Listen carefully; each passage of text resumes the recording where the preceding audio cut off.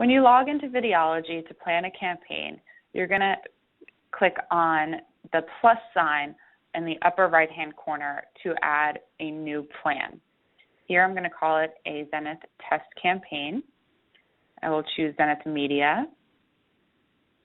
We'll go ahead and choose General Mills for this example, and then we're able to choose a sub-brand. We would put in the IO number from the IO that we have gotten, or we can leave it blank while we're just in the planning phase. We'll put in our budget here and any frequency caps that we have.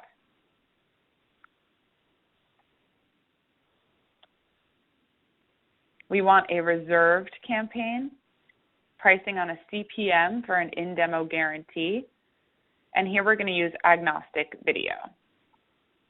So that means that we could run across PC, mobile, or connected TV.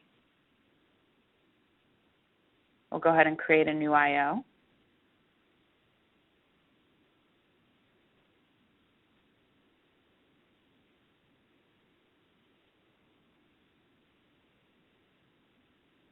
In here is where we'll add in which of the companies we'll be using to target the in-demo audience.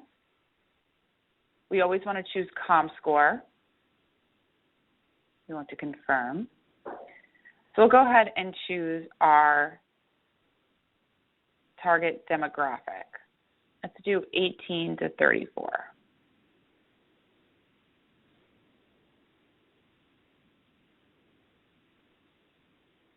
You can see here at the bottom, if we were running a campaign, about 28% of the impressions or the internet universe that we reach is going to be within that demographic. I talked a little bit about the differences between Nielsen and ComScore and their methodologies. Here we'll see that difference if I switch it over to Nielsen. So with ComScore it was 28%. If we switch that to Nielsen for the same audience, it is only 23%. So here is where you're seeing the differences.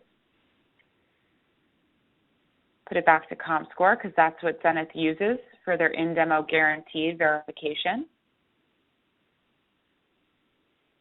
Re-enter all of the information. And then I want to choose that we're going to bill on in-target units. That means that we're paying for only impressions that are within that demographic as verified by ComScore. If it was a non-in-demo guaranteed campaign, under here is where I would add the rest of my targeting. Here we have different segments from Nielsen. We have behavioral segments from third-party providers. We also have geographic, day-parting, and contextual options. But I'm going to go ahead and stick with just the in-demo. So now that I've chosen my demographic and my verification and said that I'm going to bill only on in-target units, I'll move into inventory. Over on the side here, I'm going to choose a specific media list.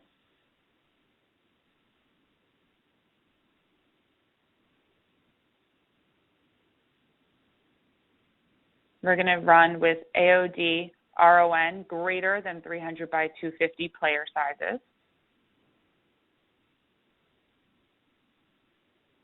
All of my placements are chosen, the different inventories.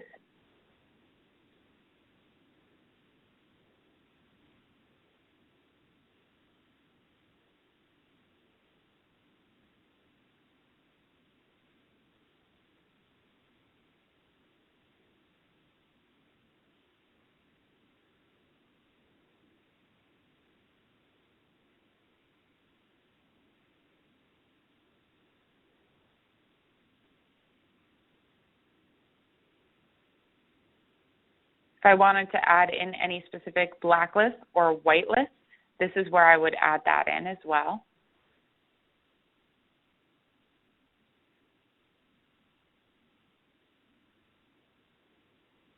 There we go. We'll go ahead and save.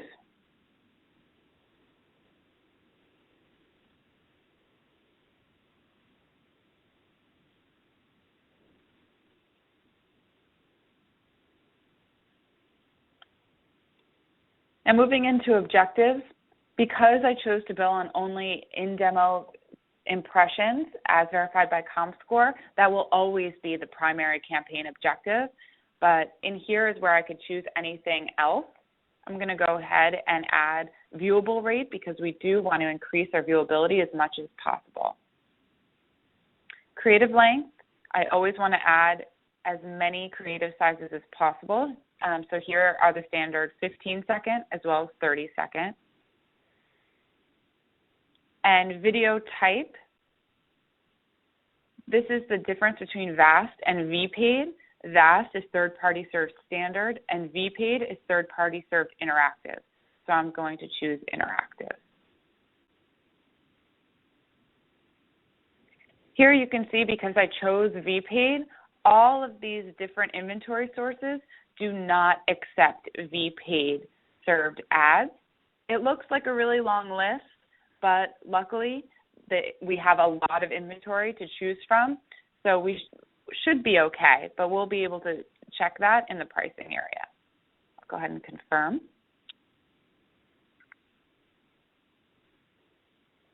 In the add-on sections is where I can add on any brand studies, sales impact studies. If I wanted to add audience verification to pay within the Videology DSP, but it is being paid directly by Zenith to ComScore, so I won't add it in here. Any verification tools like integral ad science, brand safety reporting, we don't need to add any because our telemetry third-party ad serving will give us all of this information. Moving into pricing, I'll put in our budget for this campaign, $100,000. The commission is going to be based on a calculator that you would get from AOD, so please reach out to Viviki for that specific calculator, and then make sure you know the specific margin or fee for your particular client. We'll use 25% here as a standard. And I want to see if I can purchase my demo guaranteed impressions at an $8 CPM. CPU stands for cost per unit. We're purchasing on a CPM, so that's what $8 will be. Once I add all of that in, I can move into the upper right-hand corner and hit forecast.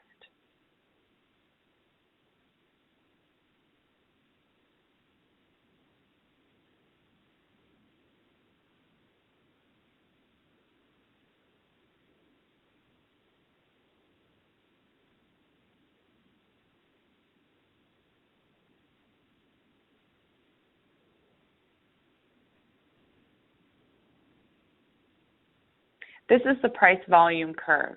I can see that this is not a feasible campaign at $8 because the little button here or dot is red.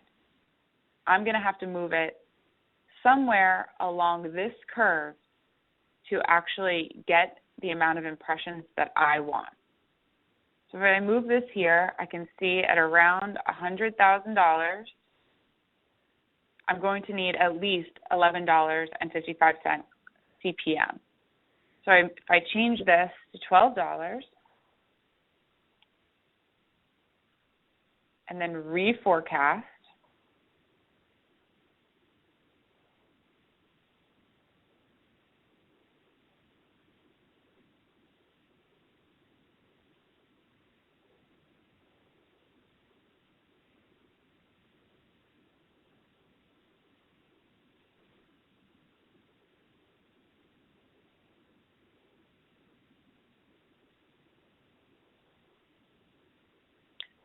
my little green dot is now in the green and no longer red. So I know that this is a feasible campaign.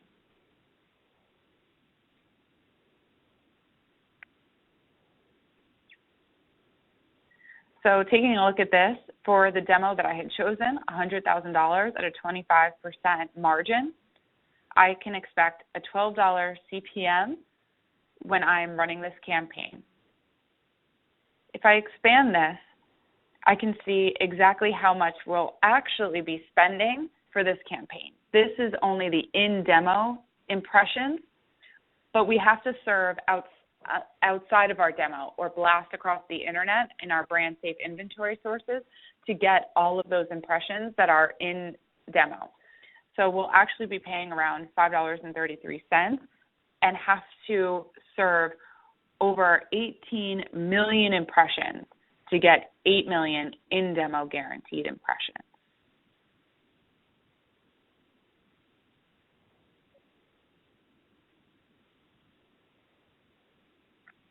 Now that I have all of that information, I can reserve that inventory. And if I reserve it, then all other plans that I go to forecast will take this inventory out so that if I am running 2 concurrent campaigns at the same time, I won't be bidding against myself, that they'll already know that one is in market. And then once we send the plan back to the client and they approve it, we'll move into approving the IO and then trafficking creative.